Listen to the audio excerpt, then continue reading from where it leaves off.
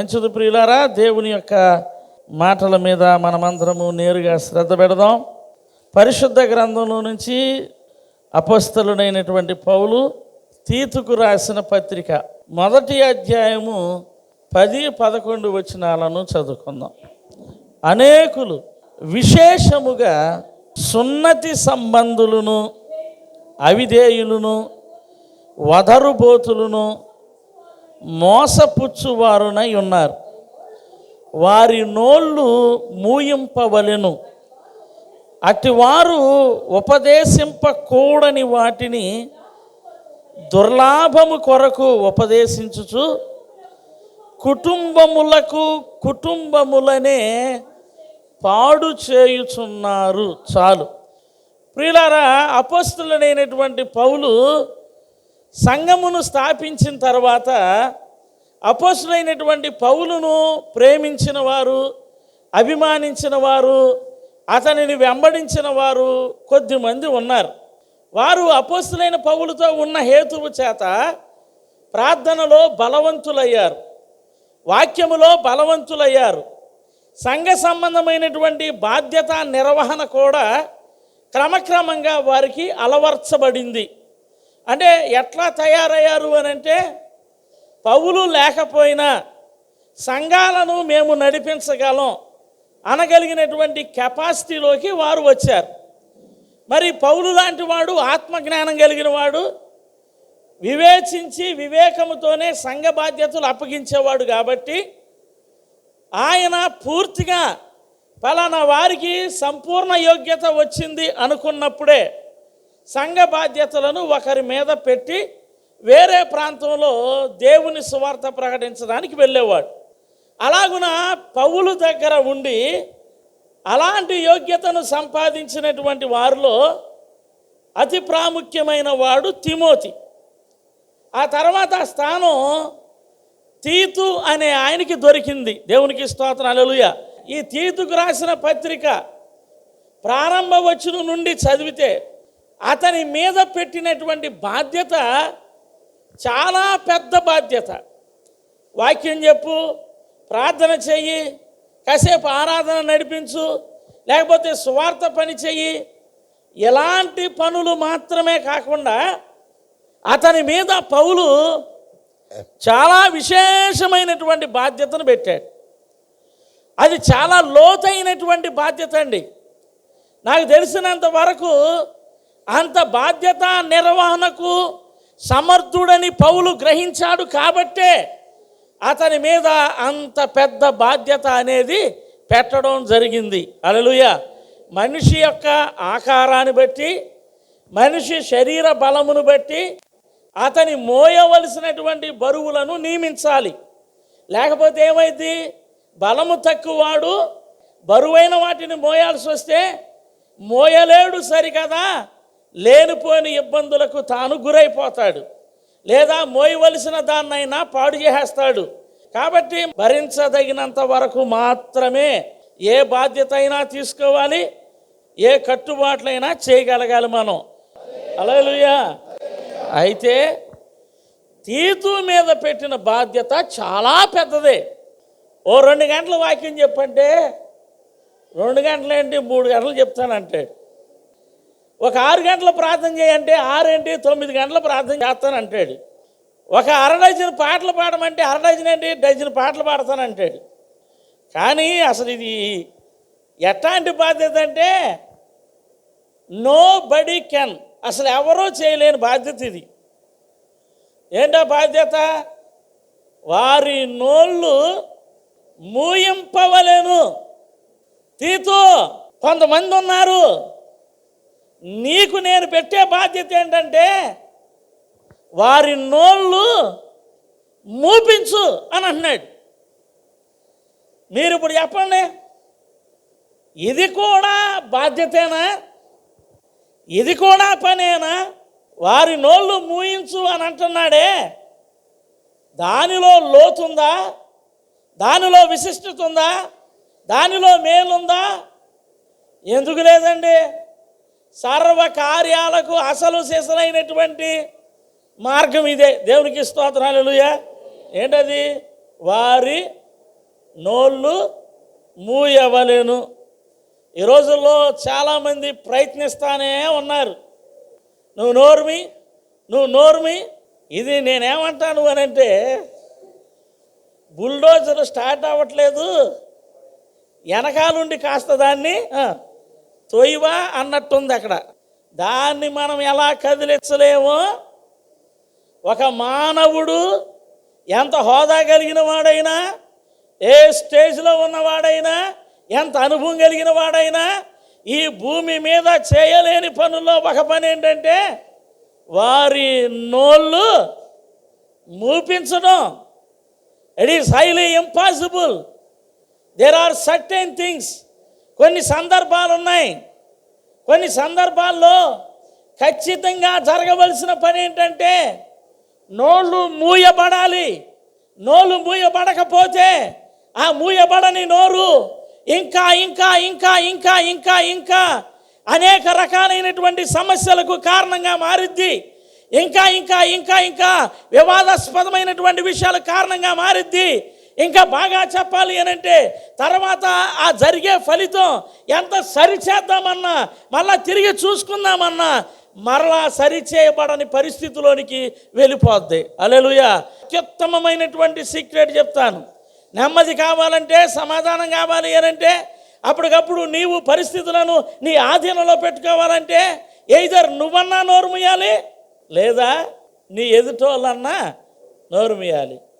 మూయబడవలసిన సమయంలో నోరు మూసుకోగలిగితే ఏ ప్రశాంతంగా ఉంటాయో తెలుసండి. వాళ్ళ నోరులు మూసే తిమోతి అని ఎందుకంటున్నాడో తెలుసా? వాళ్ళు ఎంత డేంజరో చెప్తాను చూడండి. చూడండి అక్కడ మళ్ళీ చదవండి, ఆ 11వ వచనాన్ని. వారి నోళ్ళు మూయింపవలెను, అటి వారు ఉపదేశింపకూడని వాటిని దుర్లాభము కొరకు ఉపదేశించుచు కుటుంబములనే పాడు చేయుచున్నారు. వారి నోళ్ళు మూయించబడకపోతే ఏం జరిగింది? తీతు, వారి నోళ్ళు మూయించమని పౌలు ఎందుకు గట్టిగా చెప్తున్నాడు? వారి నోరు అలాగే తెరవబడిందో, వారి నోరు అలాగే పనిచేసిందో, ఆఖరికి జరిగే ప్రతిఫలం ఏంటంటే ఇది మామూలు మాట కాదండి. వారంట కుటుంబాలను పాడు చేసేస్తారట. ఒక్క కుటుంబాన్ని కాదు, కుటుంబాలనే. Not only one family, there will be so many families. ఎన్నో రకాలైనటువంటి కుటుంబాలు వారి నోళ్ళ వలన పాడైపోతున్నాయటండి. సమాజంలో ఎవరున్నారు కనిపెట్టుకో, నీ చుట్టూ ఎవరున్నారో కనిపెట్టుకో, నీ స్నేహితులు ఎవరున్నారో కనిపెట్టుకో, నీ ఆప్తులు ఎవరున్నారో కనిపెట్టుకో. అటు వారు ఎవరో గుర్తించకపోతే బ్యాడ్ లక్ చెప్తానేనండి. ఆఖరికి జరిగే పర్యవస్థానం ఏంటయ్యానంటే కుటుంబాలే పాడైపోతాయి అంటండి. ఎంత దురదృష్టకరమైన పరిణామం.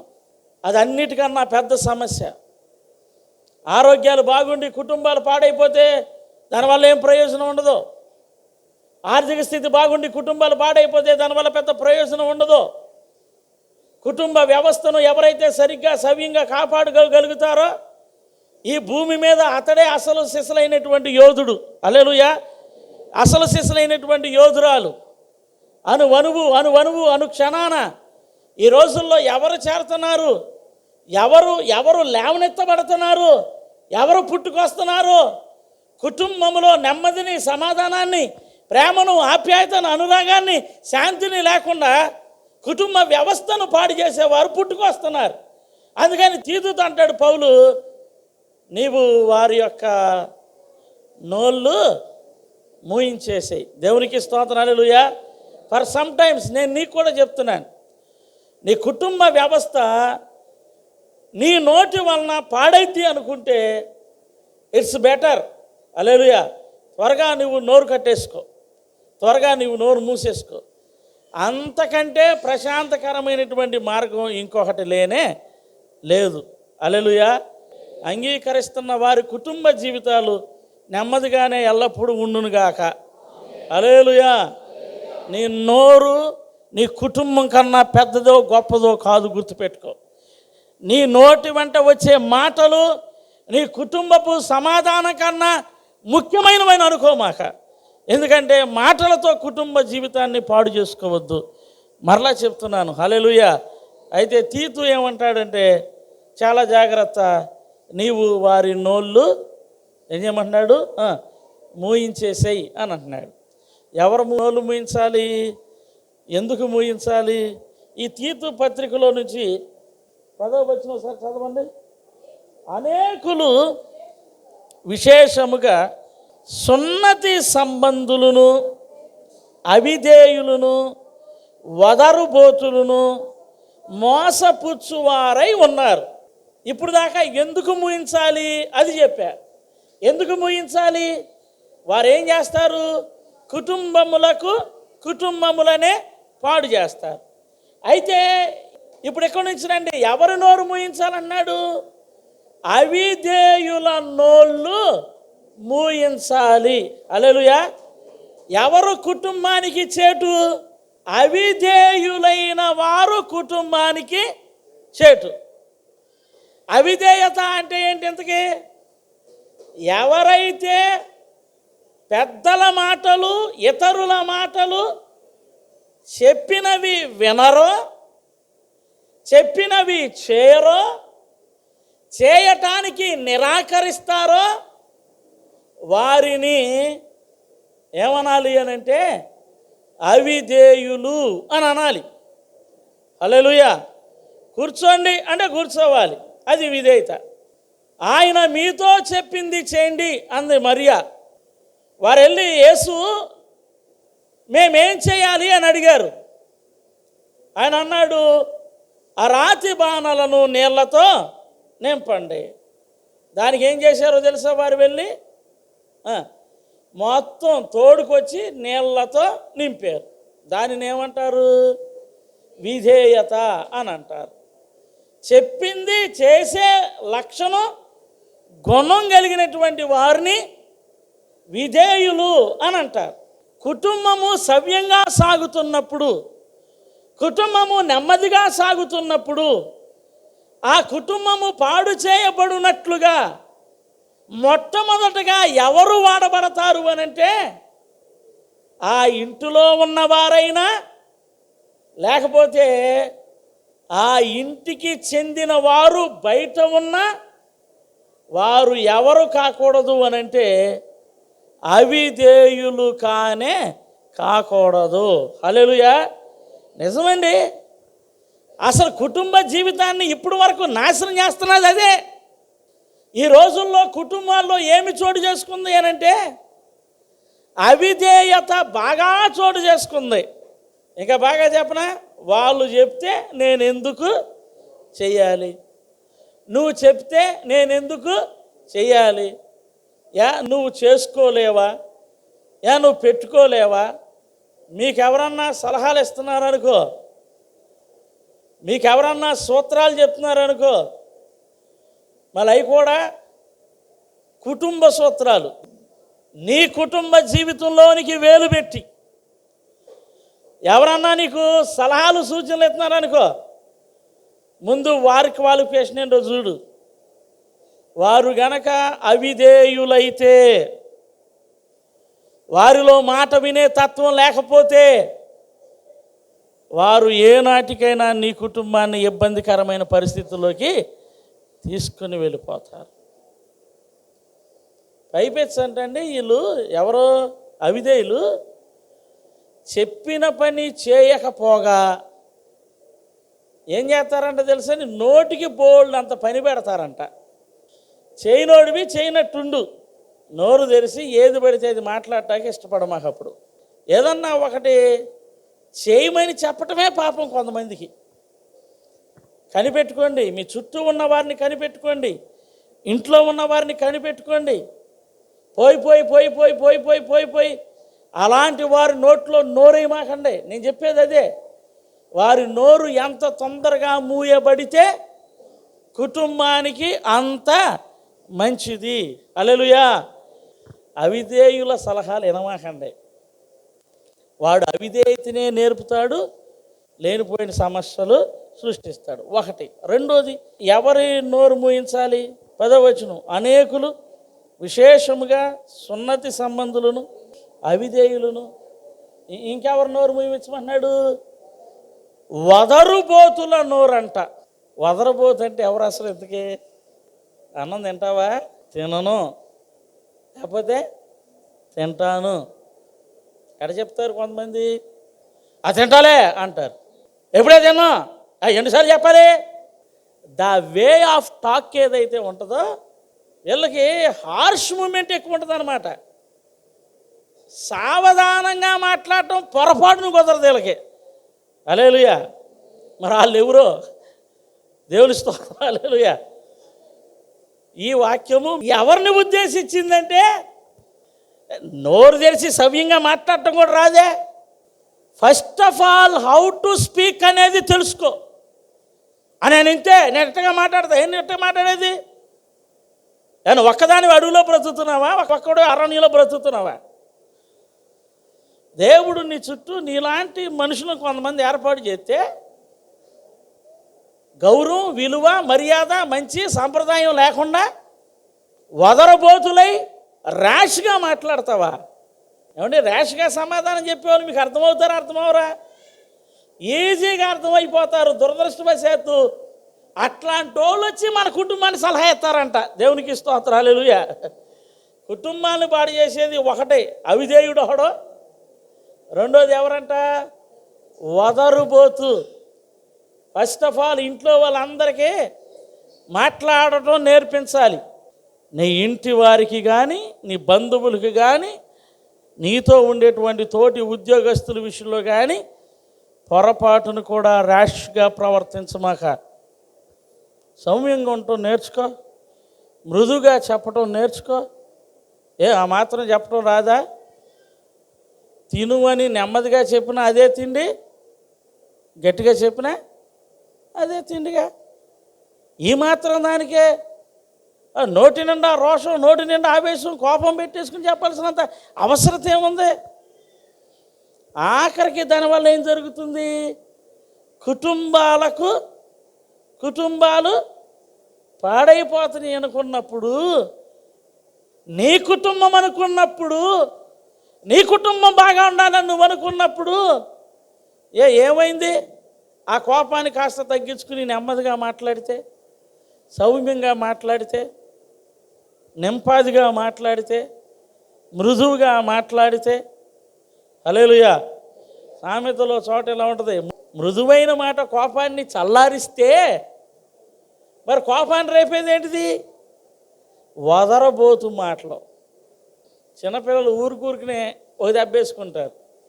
ఈడో దెబ్బేసిన నాడేం చేస్తాడు? ఇంకో దెబ్బేస్తాడు. ఆఖరికి ఏమైంది? సరదాగా ఇట్టా అనుకున్నది అని ముక్కుముకున్నాడు దాకా వెళ్ళిపోద్ది. కారణం ఏంటి? శ్రావ్యంగా సాగుతున్న దానిలోకి, మృదువుగా సాగే దాంట్లోకి ఏమొచ్చిందంటే హార్ష్నెస్ అనేది వచ్చింది. నువ్వు కనిపెట్టుకో, నీకెవరన్నా సలహా ఇచ్చేవాళ్ళు వదరబోతులు అంటే హార్ష్గా మాట్లాడే వాళ్ళైతే పొరపాటున వారిని మాట్లాడనివ్వద్దు. హల్లెలూయా. వారి నోరు ఏం చేసేయాలి? మూయించేసేయాలి. హల్లెలూయా. కుటుంబానికి ఎవరెవరు చేటు? ఒకటి అవిధేయులు, రెండు వదరబోతులు చేటు. మూడోదిగా ఎవరు చేటో చెప్పి ముగించేస్తాను. చదివిన మరలా 10వ వచనాన్ని. అనేకులు విశేషముగా సున్నతి సంబంధులను అవిధేయులను వదరుబోతులను. మూడోది ఎవరయ్యింది అంటే మోసపుచ్చువారు. ఎందుకే మోసపుచ్చేవారంటే ఎవరు అని అంటే, మంచిగా ఉంటూ ఎదుటివారి నష్టానికి కారణం అవటాన్ని ఏమంటారు అని అంటే మోసం చేయటం అని అంటారు. వారే మనలను నష్టపరుస్తారు అని మనం అనుకోం. వారు మనకు విరోధులు అని అనుకోం. వారి మాటలు మృదువుగా ఉంటాయి, వారి ఆప్యాయతలు బ్రహ్మాండంగా ఉంటాయి, అసలు నిజంగా మన పట్ల వారు చూపించేటువంటి శ్రద్ధ ఇంకెవరూ చూపించనంత గొప్పగా ఉంటుంది. హల్లెలూయా. కానీ ఆఖరికి వారి మెయిన్ ఉద్దేశం ఏంటయ్యా అనంటే మనలను మోసం చేయటం వారికి ఉన్నటువంటి మెయిన్ ఉద్దేశం. వాళ్ళు మనతో మాట్లాడినంత బాగా ప్రపంచంలో ఇంకెవరూ మనతో మాట్లాడరేమో. ఇక ఆ తర్వాత వాళ్ళు మనతో ఉన్నంత విరోధంగా ఇంకెవరో ఉండరు. మనం కనిపెట్టుకోవాలి. పై పై మాటలు, పై పై రూపాలు, పై పై ప్రేమలు పొరపాటున కూడా నువ్వు నమ్మొద్దు. అది గుర్తుపెట్టుకో. నీతో వ్యవహరిస్తున్న వారు ఇతరులతో ఎలా ఉంటారు అనే దాన్ని తెలుసుకో ముందు. వారికి అందరి దగ్గర మంచి సాక్ష్యం ఉందా లేదా? వారి ఇంటిలో మంచి సాక్ష్యం ఉందా లేదా? వారి బంధువుల మధ్య మంచి సాక్ష్యం ఉందా లేదా? వారి స్నేహితుల మధ్య మంచి సాక్ష్యం ఉందా లేదా? జస్ట్ ఏం చేయాలి అంటే ఈ విషయాలన్నీ తెలుసుకోకపోతే ఆఖరికి మనం ఏమైపోతాము అనంటే వారి వలన మోసపోయే అవకాశాలు ఉన్నాయి. అటు 7 తరాలు, ఇటు 7 తరాలు చూసి పెళ్లి చేయాలన్నారు ఇటువరకే. ఇప్పుడు ఆ 7 నా బొంద. హల్లెలూయా. 7 నిమిషాల్లో అన్నీ అయిపోతున్నాయి. ఒకసారి వారి క్యారెక్టర్ ఏంటో స్టడీ తప్పకుండా చెయ్యి. హల్లెలూయా. కొంతమంది ఉన్నారండి, జనాలను మోసం చేసే బ్యాచ్ ఒకటి ఉంది. వారు ఒకరి తర్వాత ఒకరిని టార్గెట్ పెట్టుకుంటారు. ఒకరి తర్వాత ఒకరిని ఖచ్చితంగా మోసంలోనికి తీసుకుని వెళ్ళిపోతారు. హల్లెలూయా. అందుకనే చాలా జాగ్రత్త. ఎవరి నోళ్ళు ముయించబడాలి? 1 అవిధేయుల నోళ్ళు, 2 వదరబోతుల నోరు, 3 మోసము చేసేవారి నోళ్ళు. అనగా పైకి వేషధారులుగా కనబడే వారి నోళ్ళు ఖచ్చితంగా ఏమవ్వాలి అని అంటే మూయించబడవలసిన అవసరత ఎంతో ఉంది. లేదా ఆఖరికి నీవు పాడైపోతావు, నీ కుటుంబం కూడా పాడైపోద్ది. హల్లెలూయా. ఇప్పుడు మీరు మీ కుటుంబాన్ని ప్రేమించడం ప్రారంభించండి. ఎందుకు ప్రేమించాలి? అది పాడు చేయబడకుండానట్లుగా ప్రేమించాలి. హల్లెలూయా. అలా చేయాలి అని అంటే మీ ఇంట్లో ఎవరి ప్రమేయం ఉండకూడదు? ఒకటి అవిధేయులు ఉండకూడదు, వదరబోతులు ఉండకూడదు, ఇంకోటి మోసం చేసేవాళ్ళు అసలు ఏమాత్రం ఉండకూడదు. చెప్తే బాగోదని ఇంట్లో కూడా అట్టంటి వాళ్ళు ఉంటారని నేను చెప్పలేకపోతున్నాను. కానీ ఈ రోజుల్లో మోసగాళ్ళు ఇళ్లలోనే తయారవుతున్నారు. చాలా జాగ్రత్త. వారు పలానాది కొనాలి అని అడిగి తీసుకునే డబ్బులు అందుకే ఖర్చు పెడుతున్నారో లేదో తెలియదు ఎవరికే. అంత అవుతి అని చెప్పే మాటలో అంతే అవుతి అని మనం గ్యారెంటీ చెప్పలేం. ఎక్కడున్నావు అని అంటే పలానా చోట ఉన్నాను అని చెప్పే మాట ఉంటుంది చూసారా? ఆ పలానా చోట అనేది రైటు అనే సంగతి మనం చెప్పలేం. వారికి కావలసింది తీసుకోవడానికి ఏదో ఒక అబద్ధం చెప్పటం, వారి తప్పిదాన్ని కప్పిపుచ్చుకోవడానికి ఇంకేవేవో అల్లటం. మోసగాళ్ళు జాగ్రత్త, ఎక్కువైపోతున్నారు. జాగ్రత్త. కుటుంబంలో ఈ ముగ్గురి ప్రమేయం లేకుండా చూసుకో. నీ కుటుంబ జీవితాన్ని కాపాడుకో. కుటుంబాన్ని ప్రేమించే వాళ్ళందరూ మోకరించండి. ప్రేమ కలిగిన మా ప్రియ పరలోకపు రాజా, ఇదే నాన్న అంత్య దినాల్లో ప్రభా మా కుటుంబాల చుట్టూ నీ కంచి వేయమని నిన్నెంతో బ్రతిమలాడుతున్నానయ్యా.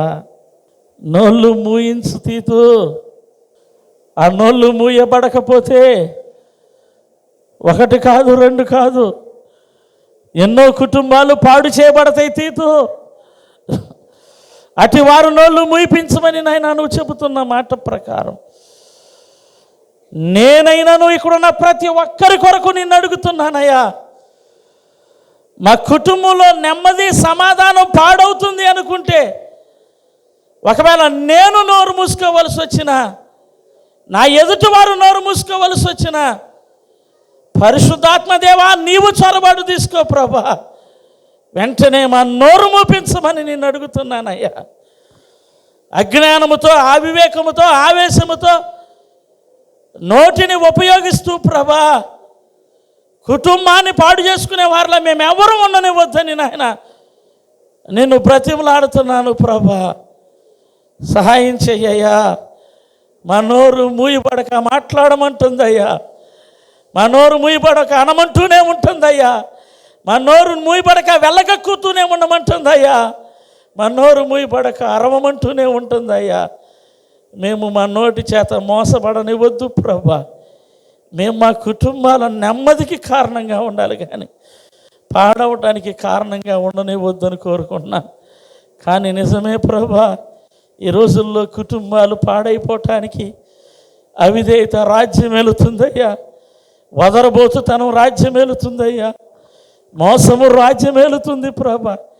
ఇప్పటికే మేమెవరమైనా మా కుటుంబాల్లో వాటిని కనుగొనుచున్న ఎడల యేసు నామములో మా కుటుంబ అనుభవాల్లో నుంచి ఆ 3 విధానాలను పారద్రోలమని నేను అడుగుతున్నాను ప్రభా. దేవా తరిమి కొట్టు ప్రభా నాయన. అవిధేయతను తరిమి కొట్టయ్యా. వదరుబోతుతనాన్ని తరిమి కొట్టు ప్రభా. మోసపుచ్చు ఆత్మను తరిమి కొట్టు ప్రభా నాయన. వద్దయ్యా, అటు వారు మా కుటుంబంలోని ఉండనివద్దు ప్రభా.